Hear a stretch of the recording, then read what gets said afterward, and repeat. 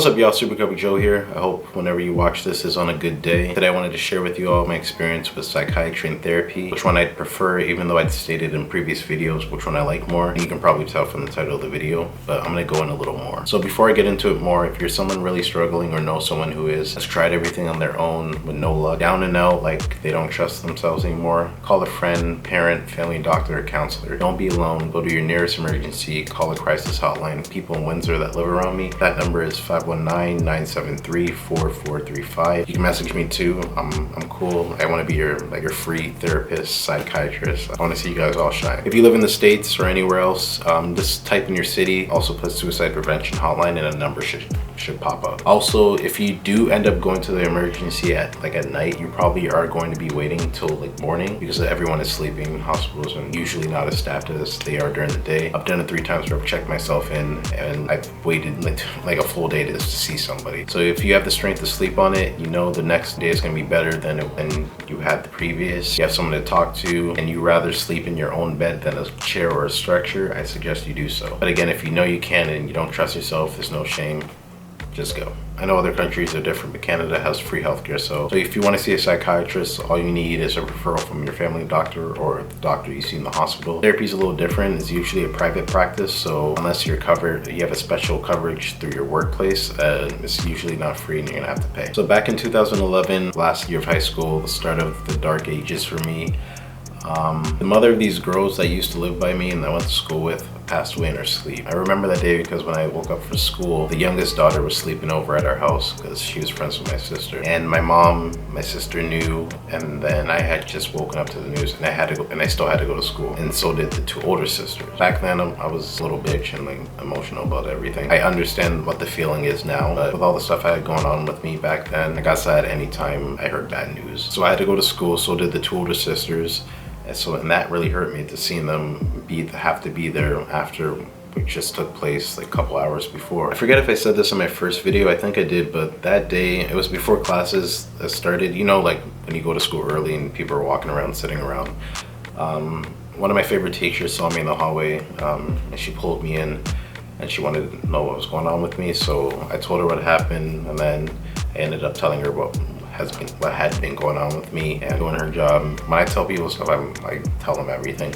So she had to do what she had to do. She told the principal and I had to go to the office, and then they called an ambulance and I was going to the ER. Also that day, something else was going on where I can't remember for sure, but there was a threat made. It was either something or they got a tip that somebody had a gun in the area. I think it was a BB gun. But some of my friends, some people that saw me leaving the school, getting into the ambulance, thought the cops were there for me, but that wasn't the case. Anywho, I'm at the hospital. I talked to 3 different people before I get to the main doctor. I got a referral for a psychiatrist. I had to take a cab home, and when I got home, I lied to my mom. Well, I didn't lie to her. It's more like I didn't tell her where I was, but I told her I had an appointment with a psychiatrist. And my mom, not call my mom dumb, but even today she doesn't get certain things about mental health and all that stuff, so she didn't know anything. So I just made it seem like it wasn't a big deal because she had to drive me there. I didn't drive at the time. A psychiatrist is a physician who specializes in psychiatry, branch of medicine devoted to diagnosis, prevention, study, and treatment of mental disorder. They're basically studying you, ask questions to determine what medicine will cure you, or best suited for you. So depression, anxiety, have a sleeping problem, or any other type of mental disorder, their job is to find the best medicine for you. So I was on Cipralex and also sleeping pills. I forget the name. I was tired all the time, but I wasn't sleeping. I was working 3 jobs. I was working at McDonald's, I was working at my warehouse job, and I also worked at a factory. But I was also finding time to go downtown and drink with my friends. So in a weird way, I did have energy, but it wasn't the good kind, I guess. When I did sleep though, I was knocked out. I had 2 psychiatrists. The first one was really good to me. Fuck the secretary, that Karen bitch, whatever. She can fall down some stairs, I don't care. Psychiatrist actually ended up passing away. I'm not gonna say who, but somebody told me that he committed suicide when really he died of cancer and his family was around him when he passed. That really messed me up for a long time. And I didn't learn the truth till 2 years ago. So the whole time before I knew what happened, I thought this man was preaching bullshit and telling me lies. I really think he was trying to help me. He was really nice, but it didn't work. Well, we didn't get a chance to see if it would have worked, at least with him. Second one was actually 2 years ago, the breaking point year.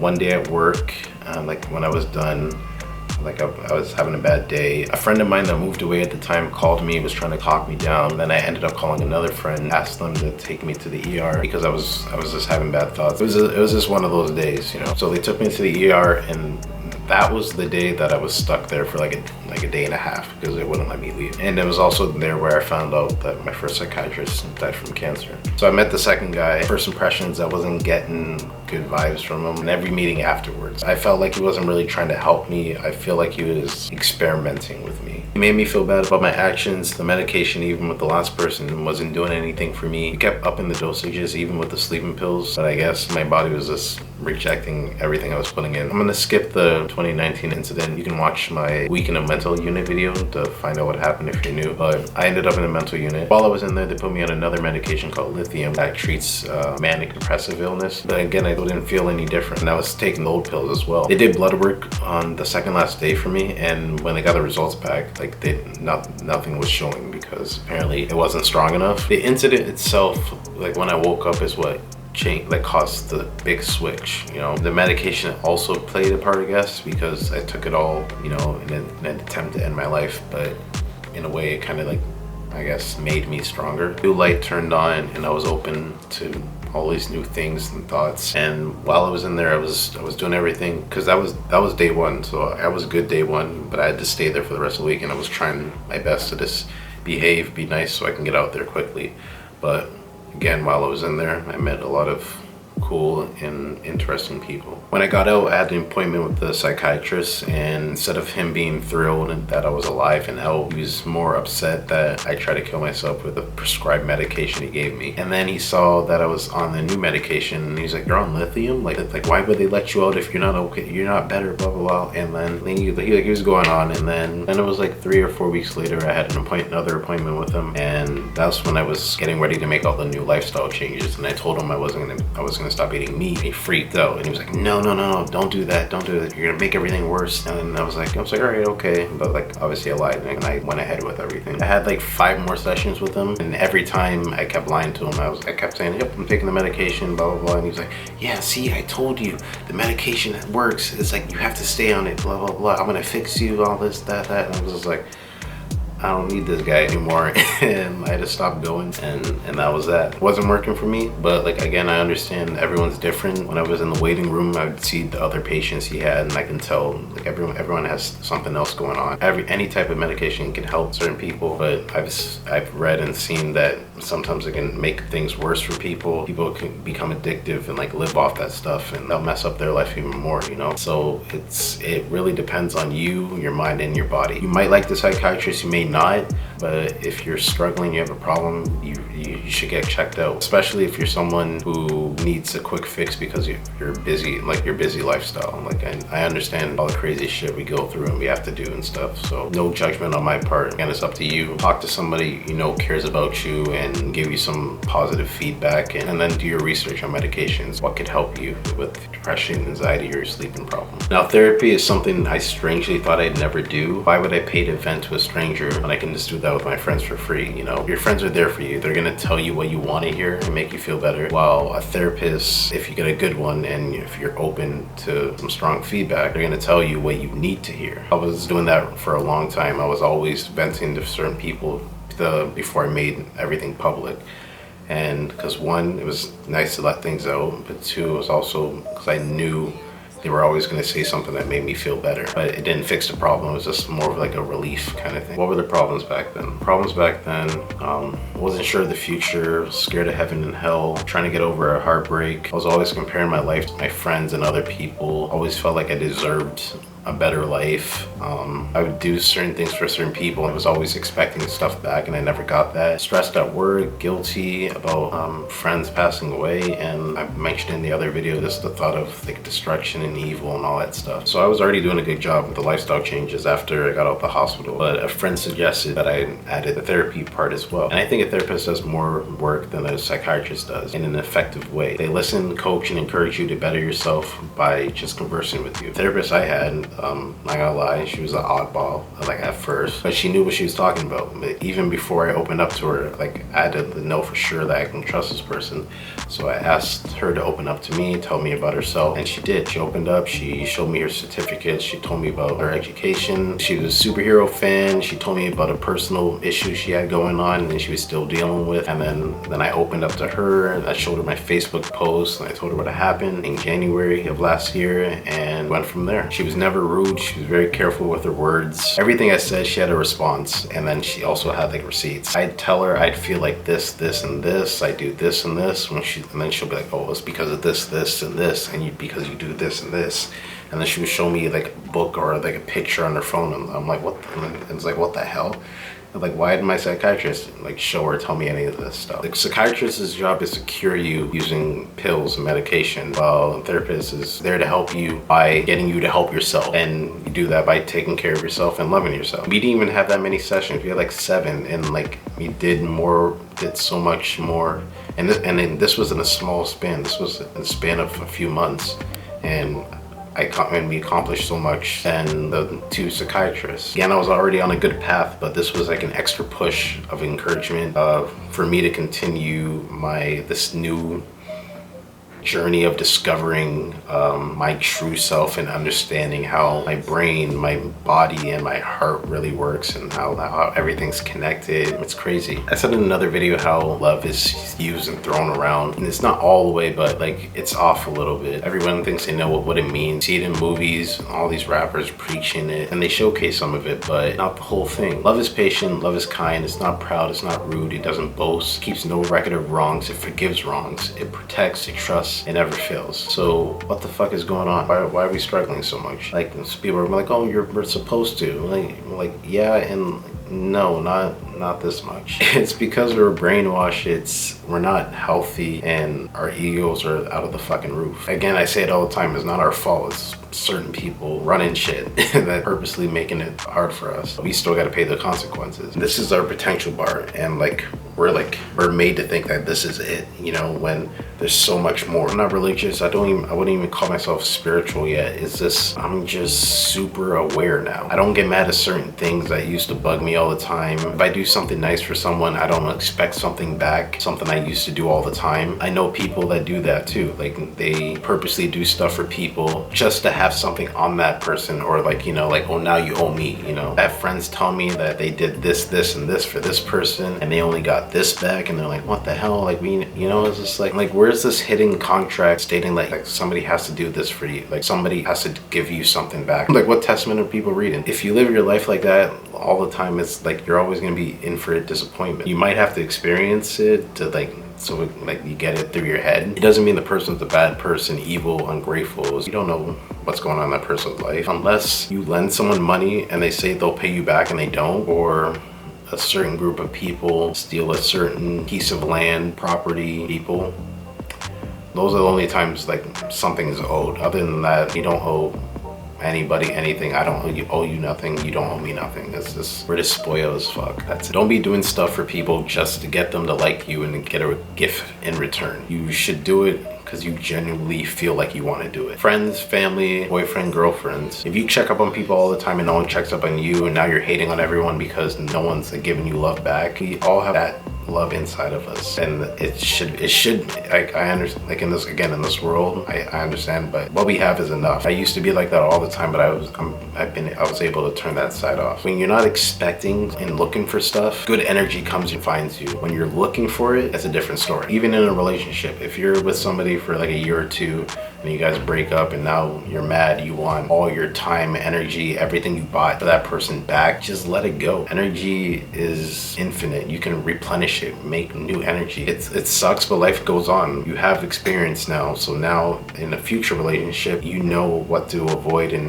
what not to do. Make that same mistake. People in toxic relationships or addicted to toxic things, like, you gotta understand how your brain works. Serotonin, dopamine, adrenaline. I didn't even take chemistry and I know all this stuff. You know in your heart you're doing something that's not good for you, or you're in a relationship that isn't healthy, but your brain is saying no, you're good. Those are the brain chemicals sending signals. You're addicted to someone or something because when you're sad, the memory area of your brain is looking for something that made you feel good in the past. So you're trying to escape a toxic relationship. You know in your heart it isn't healthy, but your brain is telling you, hey, remember that time when he said he loved you and he made you feel like this? Hey, remember that they were spectacular in bed that one night? Hey, remember he bought you this, that, you know, like finding little excuses like to reel you back in. Now you're addictive and technically a crackhead. Same with smoking. We all know it's bad, but that feeling of relief, I can keep going with like food too, like, but you get what I'm trying to say, you know? You gotta be aware and pay attention to catch and potentially stop something. It might feel good up here, but like, how's your stomach handling it? How's your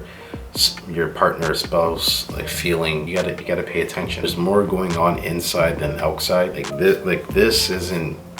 This isn't me.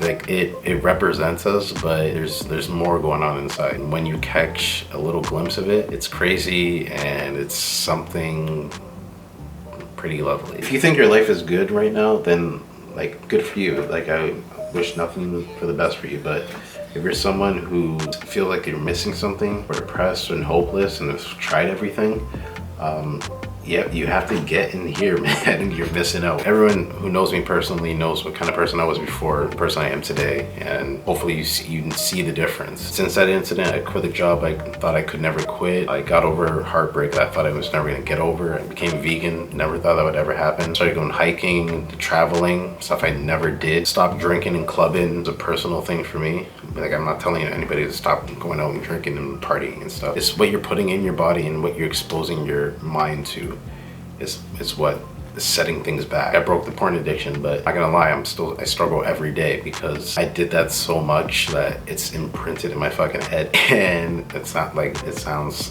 bad, silly, but like basically if you look good, is a problem for me. You know, that's how messed up it was. But I feel like I'm somewhat close, or like I'm getting there to like where I'm like comfortable. If I feel good, I don't have to worry about that. I just don't like visualizing people in certain ways, or like I don't want to like a person for how they look and for what they can do with their hands on their mouth. You know what I mean? But that's this generation. I know so many people and celebrities that it's too late for them, but don't get lost in the world of social media. Body image, the feeling of lust and power. Know who you are. Energy is real and it's love, and it can transform you. You attract certain people and things that have the same frequency as you or close to it. Like singers and songwriters, when they get an idea for a song or a movie or something, and like thoughts just come to them. They're like, oh, it just came to me in my sleep. Like, yeah, like you're picking up energy and frequencies from somewhere. Like that's what I mean when like I say like we're kind of all connected in a weird way. That's also like psychics. They think they're psychic, but they're really just grabbing frequencies from certain people and areas and stuff. That people that smoke like crazy plants and stuff, and they experience all this like weird stuff. We technically can all feel that, all have the potential to do it. It's just in this world and setting and how things are, like, it's not easy to do it normally. So there's so much stuff we don't know. So take care of yourself by being aware and being in the now. Like, listen to your body. You listen to your thoughts too, not your ego. Your thoughts. Don't be tricked. Don't worry too much about the past. Don't look too forward into the future. Just be here. Just be here. Focus on yourself. Time and place. You know when there's certain things where you have to like step up or speak up, but there's some stuff where you're like, it's not worth it. It doesn't concern you. It doesn't work. You shouldn't pay it any attention. Like, there's no point, you know. You have to pay attention to yourself to understand that. Read books, listen to classical music, go outside, get in the sun, go hiking, eat healthier, natural and organic over man-made. And the last thing I wanted to say here is probably uncomfortable for people in this, like, where people get turned off, but I know you all see what's going on in the world right now. Well, the police stuff, the virus, everything getting caught on camera, and all the people dying like off camera and like not being solved and everything, conspiracies and all that stuff. Old to me, new to you. It's all coming out slowly, and I just want you all to be ready and understand when things happen. People that are supposed to be protecting us, serving us, leading us, know what's best for us, including animals. It's just no. But I love y'all. So thank you all for watching this video. Please like and subscribe if you enjoyed it. I got 2 more weeks of work before my summer shutdown and a layoff is gonna happen. So until then, I'll try to get a video every week. When I'm done work, I'll be pumping out videos like every day. You'll be getting a lot of hiking. I'm gonna be hiking all over the place. So vlogs are coming. We're entering stage 2 where I'm at. So I'm gonna try to include some people in my videos, and we're gonna have some fun, sharing energy, and I'm just trying to help you guys be healthy. So you know what it is. Take care of yourselves, and I'll see you guys next time.